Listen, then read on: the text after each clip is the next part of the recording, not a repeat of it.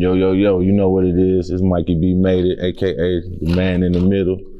And I just jumped off the porch with Dirty Glove Bastards. All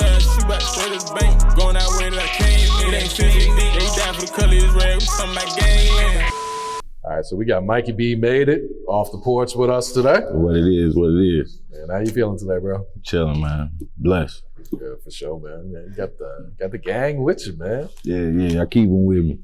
That's what's up, bro. All right, so what's life like in St. Louis? Man, it's rough.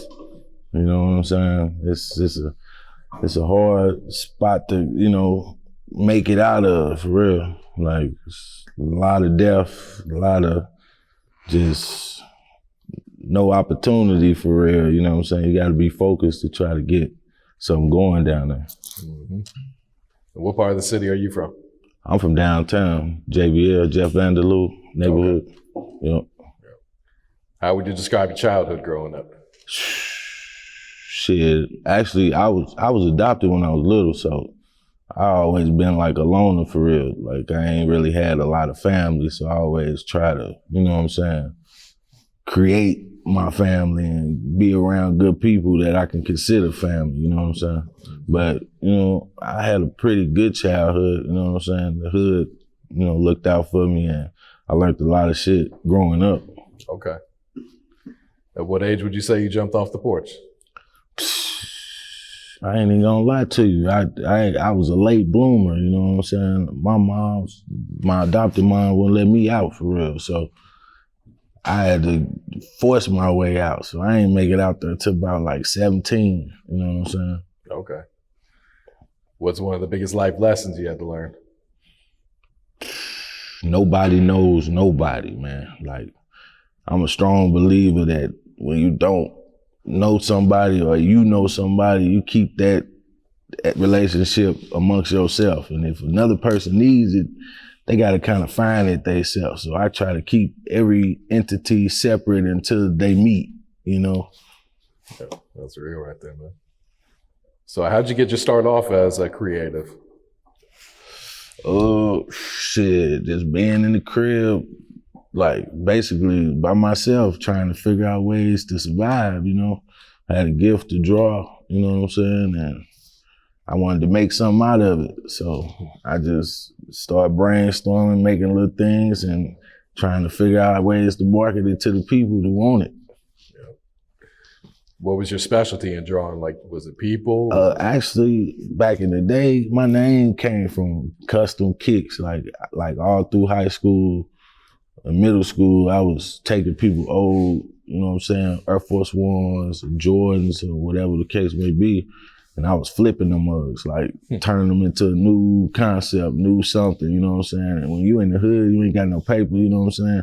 You turn something old into something new. A lot of people that ain't got no money appreciate that, you know what I'm saying? So it kind of got big back then, and that's what really took my name off in that little art round. Okay. So at what age would you say you were when you figured out, this is what I want to do, man?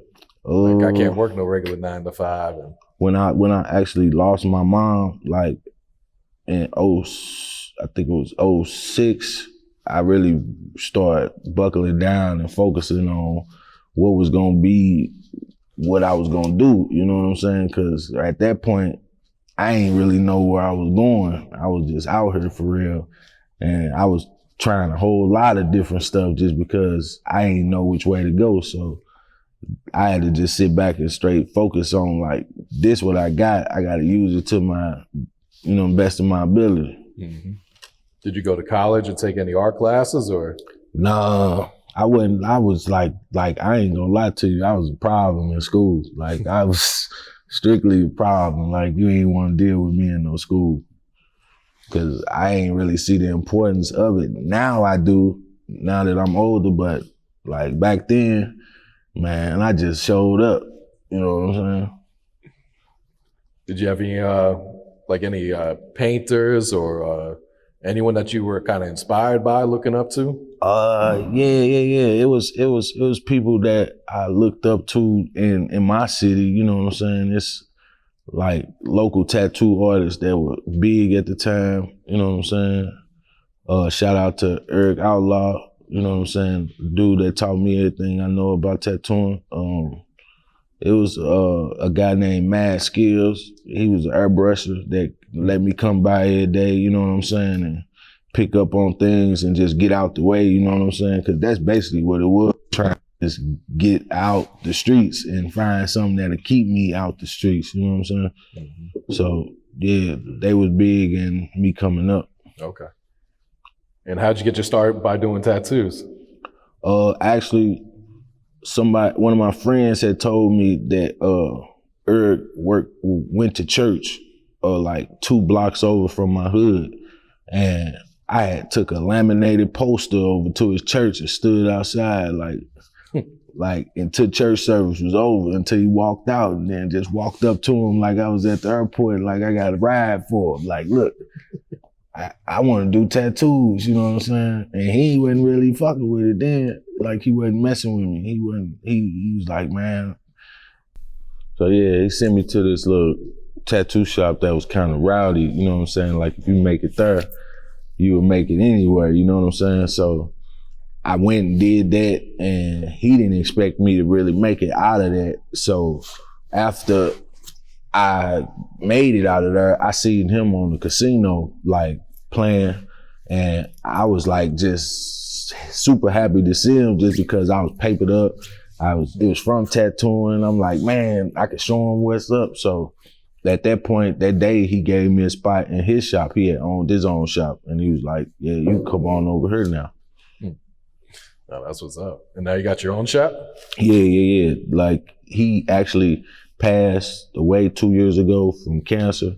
Oh, wow. And he was just now, like, we opened the shop together in a new location. We had closed the old shop that he had, trying to give all the new artists a new start.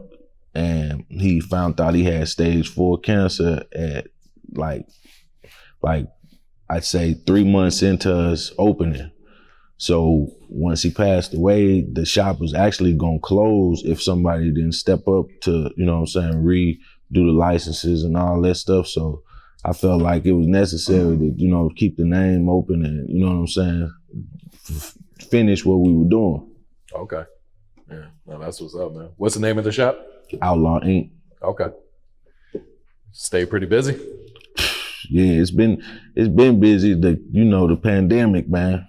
Pandemic. That's the only thing that's been like a little thing that's then closed us off and on. But really? For real, for the most part, you know, we got the top artists in the city. Oh, that's what's up, man. All right, so I saw you do a lot of painting for rappers as well. Yeah. How'd you get your start there? That being in the crib by myself, like trying to think like what's gonna be the next thing that's gonna bring in the revenue, you know what I'm saying? And our city kind of, at one point, was a lot of just parties with people coming, and you know what I'm saying? So I got a good friend of mine, Promoter PB. He been always a friend of mine since we've been little, and you know, he granted me the opportunity to give Young Thug a painting one day, you know what I'm saying? So from that day that I did that, we gave it to him. He loved it, put it in his house and all that, and it kind of just created this buzz in the city, like Mikey B be making it, you know what I'm saying? He be making pictures. So at the same time, I just started using that momentum and that traction to do as many as I could, you know what I'm saying? As many people he could shoot at me, I'm trying to meet the deadline, you know what I'm saying? Some people I miss, you know what I'm saying? But pretty much, I painted a lot of artists. How long on average does it take you to start and complete one? It depends on the picture, for real. Like, it depends on just the clarity of the picture and how I'm feeling, you know what I'm saying? Because I can't just paint just on the spot. I got to be feeling it, you know what I'm saying? So it probably, the maximum would be probably like 3 weeks, but the shortest would be probably like 5 days. So a lot of work goes into this. Yeah. It's real tedious, and it's real you gotta block everything out when you're sitting there with the piece. Mm-hmm. What type of reactions do you get when you show up with these and show them to the artists? It be all love. Like I can just count on. I got so many experiences with people that just can't believe it, or they just ecstatic a person would even think to do it, or you know what I'm saying? I got all memories from just the encounters I done had with different, you know what I'm saying, artists and socialites and celebrities, and you know what I'm saying? Because I don't just paint for celebrities, I paint for everybody. So I like to get that reaction of, you know what I'm saying? Because everybody love themselves at the end of the day. So when you looking at yourself in the picture, you just kind of be like, damn, you know what I'm saying? So I get a kick out of that though. Is there one painting that you're most proud of?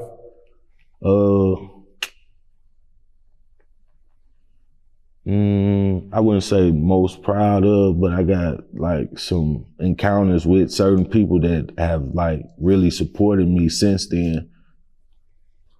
Okay. All right, so Legally Trappin Worldwide. This is your brand? Nah, it's actually a guy named Wiz Kid 85. That's his brand, mine, hers. And we came together at a certain point at a Black Youngster video shoot, actually. Like it was Young Wide video shoot, and I had liked the message, so I gave him a call, like trying to use that opportunity to give opportunity. So I was like, man, if you got a rack, you know what I'm saying, you can bring some looks down. If they like it, you know what I'm saying, do your thing. Just trying to make sure I'm looking out for the people that I support. And from that point, he kind of seen how I was moving, how I'm, you know what I'm saying, directing everything. We talked on the phone for, you know what I'm saying, a couple weeks, you know what I'm saying, just chopping it up and shit. And we really just hit it off on just seeing eye to eye on where the brand should go. So at that point, he kind of made me like the manager over, like his personal manager and the manager over the brand. Okay. And it kind of turned into me being kind of more of the face and the person that gets it to the people gets it to the people that, you know what I'm saying, you see in it today. Mm-hmm. Yeah. Is that what you're wearing right now? Oh, yeah. It's from what winter? It's 2 winters ago. Last winter. Okay. You guys have a website? Is there a shop in St. Louis, or where? You can get Legally Trappin at the tattoo shop that we have, and we do have a website, but it's under construction at the moment because we're trying to revamp it for just the new items that we got coming in. But yeah, you can go to legallytrappin.com. Okay. And there is a site that will have more content on it soon. Okay. You guys plan to drop a mixtape as well? Yeah. The mixtape gonna be big. Like that's really a collective of, you know what I'm saying, the artists that supported the national recording artists and a select of, up and coming artists that, support the brand, and a mixture of like just good music, Yeah. Can you reveal any of the artists you got so far? I got some Jizzle Bucks on there. He from my city. I got some YFN Trey Pound, YFN K. We got a joint on there with Rahli Rodriguez. Okay. Yeah, hosted by your boy. Is this the first mixtape you've ever put together? Yeah, it is. But I just been around just a whole lot of like encouraging different people's markets and being that coach that helps them, get through whatever struggles they going through. So I get a lot of support from all the artists in our city. So I just thought it was right to just kind of display them all in a way that I would display them. Mm-hmm. Absolutely. Yeah, talk to us about your relationship with YFN. Oh man, that's fam. Being honest, like they've been real supportive over the Legally Trappin, the Pains, you know what I'm saying? They've been my brothers. Yeah. And what about Rahli back there, man? Oh yeah, that's gang right there. You know what I'm saying? We just recently, you know what I'm saying, hooked up on like a more personal level on me and him on a day-to-day, but you know what I'm saying, he really been big in the city. And like ever since we had, that was another situation of a pain, you know what I'm saying, me wanting to support him and then he turned around and supported me. That's big right there. What do you see as his potential in the rap game? Endless, for real. You know what I'm saying? He got a distinct, you know what I'm saying, sound. And, you know, once everybody get on the wave, that mug just gonna just splash on everybody. All right, what's the music scene like in St. Louis right now? We got some hot artists in the loop. Like it's really picked up like recently. Like we've been getting real looks. It's a lot of people that got situations. You know what I'm saying? So it's picked up since the Nelly stuff. You know what I'm saying? Like they looking now. Mm-hmm. What's it gonna take for everyone to come together in the city? Shit, stimulus. Motherfucker gotta have some money because it just like, you know what I'm saying? I don't know what it is about our city, bro, but like people just hang with who they hang with, you know what I'm saying? And they would come together, but they feel like, why? You know what I'm saying? And I see the strength in doing it, but like it just don't work there. You know what I'm saying? People don't want to do it, or it's just a issue about doing it. So when you build rapport with people, you know what I'm saying? I you know, consistency, everything. So I'd say keep your relationship strong because you never know when the person will be like, they don't want to fuck with you. You know what I'm saying? Yeah. And what about Young Wad? How'd you link up with him? He was actually one of my tattoo clients at first. Really? And he was, you know how a person come get a tat and they kind of, that's the therapy chair, you know what I'm saying? So every time he would come, he was talking about like shit, stuff he do at the studio. He just left doing this with Jock. He just left doing this with so-and-so. So I took him serious on it because I could see the passion and how he was speaking. And shit, one day I had, you know what I'm saying, Black Youngster coming for some features. And I had a guy that was supposed to get one fall off. Like he didn't want to do it no more. And I don't like telling people stuff and not fulfilling what I told you, you know what I'm saying? So I started calling around, seeing who I could fulfill the spot. And then I thought in my head, like, hold up. He always talking about rap. So I called Wide and was like, shit, you want to do a feature with Black Youngster? He like, for real? like he didn't really think I was for real. And then he's like, oh, all right. So he went and got, you know what I'm saying, the budget for the feature. Came, they did, you know what I'm saying, shot the video, and we've been rocking ever since. Yeah, that's what's up, man. And what about Chef back there? How'd you link up with him? Oh yeah, that's just fam, you know what I'm saying? He one of our close friends. He do a lot of, you know what I'm saying, work along with me on just trying to better brand, helping brand, you know what I'm saying? Because he got situations going on with stuff in the food world. So we kind of shoot ideas back to back. And, you know, we have him cook for us because he is an amazing chef. So yeah. I can't never not eat. It's like you guys got all bases covered. You got food, creative, you got the music. We trying to knock off all the barriers, everything we need. Yeah. We can have it in-house. And you used to shoot music videos as well, right? Man, yeah. That's how I kind of like started. Stop faking DVD. Okay. Who all did you shoot for back then? I did some day in the life with like Gorilla Zoe, Shorty Low, Gotti. You know what I'm saying? Like that was really my first introduction to being around people of that caliber, you know what I'm saying? And trying to know how to play your role, because people get easy to get sucked into who the person is and forget about the job they got to do. So it got me real comfortable about knowing that these people are people, and you know what I'm saying, they want to deal with people that can actually do what they say they can do, you know what I'm saying? So, but yeah, that got me real, what I want to say, tap in-ish, where I can tap in and, you know what I'm saying, get a relationship with somebody and they actually value what I do for them. Mm-hmm.